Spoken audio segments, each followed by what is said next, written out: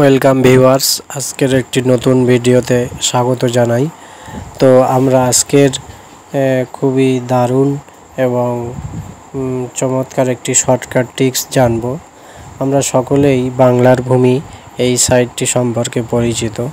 এখান থেকে বিভিন্ন দাগের তথ্য, খতিয়ান, এই ধরনের বিষয়, জমির তথ্য জানা যায়। তো আমরা অনেকেই এই সাইট থেকে দাগের তথ্য জানতে পারি, কিন্তু সেটি প্রিন্ট করতে গেলে অনেক সমস্যায় পড়ে যায়। তো সেই বিষয়ে আমরা আজকের আলোচনা করব। তো এই জন্য আমার চ্যানেলটি সাবস্ক্রাইব করে পাশে থাকবেন এরকম নতুন কিছু অজানা তথ্য জানার জন্য। তো এই জন্য আমরা গুগল ব্রাউজার থেকে বাংলার ভূমি এই সাইটটি ওপেন করে নেব। ওপেন করার পরে আমরা নো ইওর প্রপার্টি এই অপশানে ক্লিক করব। ক্লিক করার পরে আপনারা জানেন আগে এটা অটোমেটিক খুলে যেত, এখন লগ ইন সিস্টেম করা হয়েছে। তো আমরা আইডি এবং পাসওয়ার্ড দিয়ে নেক্সটে ক্লিক করব। নেক্সটে ক্লিক করার পরে আপনার মোবাইলে একটি ওটিপি আসবে। তো সেই ওটিপি নাম্বার আমরা বসিয়ে সাবমিটে ক্লিক করব।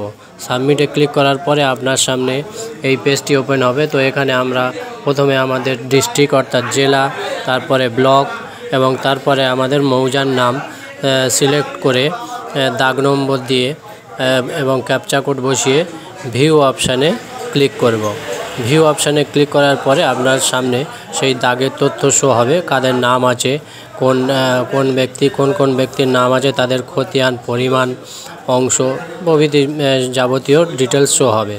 তো এখান থেকে আমরা যদি প্রিন্ট করতে চাই, তো আমাদের প্রিন্ট করতে গেলে Ctrl+P এই অপশানটি মেরে যদি আমরা প্রিন্ট করতে যাই, তো আপনারা জানেন অনেক এলিমেন্ট আসে, প্রিন্ট করার মতো লেখা পড়া যায় না, খুব ক্ষুদ্র ক্ষুদ্র লেখা হয়।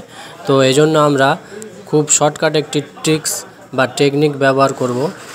তো এটি আমরা ক্যান্সেল করে আমরা আগের পেজে ফিরে এলাম। তো এখান থেকে আমরা যেটা বিষয়টা খুব গুরুত্বপূর্ণ এটি দেখবেন। তো আমরা এখান থেকে উপরে এই যে প্রোফাইল অপশানের পাশে যে এক্সটেনশান চিহ্নটি আছে, ওই এক্সটেনশান চিহ্নের উপরে আমরা ক্লিক করলে আমাদের এখানে একটি এক্সটেনশান ডাউনলোড করে নিতে হবে। তো সে পদ্ধতিটি আমরা অন্য ভিডিওতে দিয়েছি, আপনারা আমার গ্রুপে আমার প্রোফাইল থেকে গিয়ে দেখে নিতে পারেন।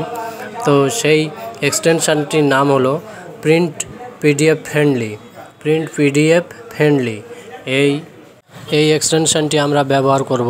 তো আমরা এখানে ক্লিক করার পরে তো দেখতে পারবেন আপনার উপরে এরকম সুন্দর একটি বড় বড় লেখা থাকবে, যেমন নর্মাল লেখা হয়।